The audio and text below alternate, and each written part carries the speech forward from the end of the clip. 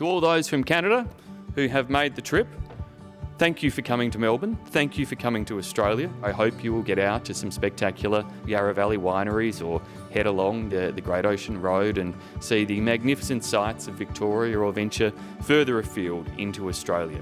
Sending a strong signal that we are very much open for business, open for tourism, open for investment. You know, we're 17,000 kilometres apart, yet we're very, very close. And it's true on the planet, but it's also true in the PwC world. So that's why I think it's very important for us to stay close. This forum gives you some sort of intellectual fodder through the various presentations and panel discussions. But to be honest, most of the magic, I think, happens kind of outside of the main sessions, whereby individuals get a great amount of time to explore and to understand and to look at how that may relate to their given context in their given country. So it's about how we stimulate the economy even in a time of uncertainty. So I'm here to listen to, a panel of great entrepreneurs around their insights and how we can do that and benefit everyone in the economy. I love the energy in the conversations. I mean, we do have a lot in common.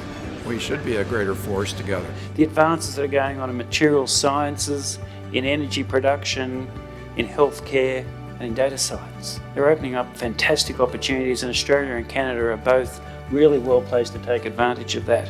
For us to be able to deliver things at scale, at pace, which is what's required at the moment, we need to be able to work well together across private sector and government. The health of our economies depend on the health of our environment. And to this end, we must ensure that our economies are sustainable for generations to come. The perspectives that came out, I believe, have changed not only myself in the way I'm going to think about things for the future, but I believe in the discussions that we've had in the social times.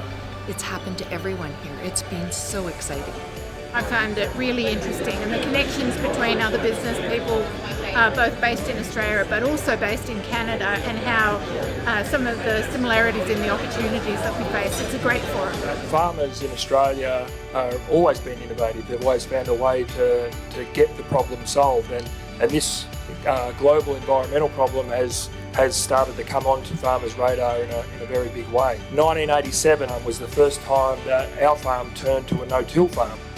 And I said to my dad at the time, and why are we changing? Why are we doing this? And he said to me that I want this farm to have better soil when you take over than when I took over. We're witnessing fundamental changes in the world.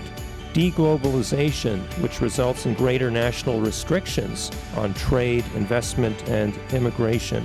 I'm just excited and energized to be here and be part of it. As we look at our population growth, this urbanization, cities, where the government's looking to stimulate the economy through infrastructure, all those things are leading for us to the biggest pipeline we've ever seen.